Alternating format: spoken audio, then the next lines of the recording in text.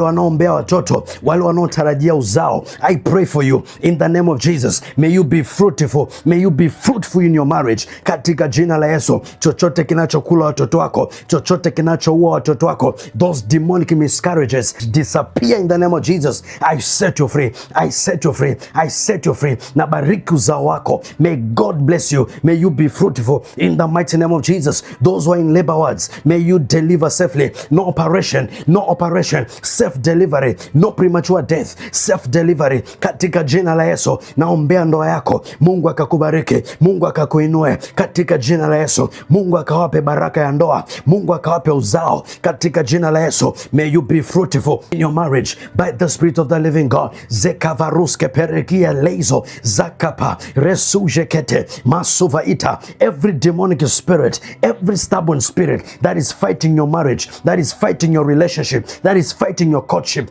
I break that spirit. Be broken by fire, be broken by fire, be broken by fire. Zekavalusovaita. Haijalishi imetoka wapi, haijalishi imetoka kwa familia. Whosoever who is playing with your marriage, anayecheza na ndoa yako, anayecheza na ujauzito wako, I speak fire of the Holy Spirit.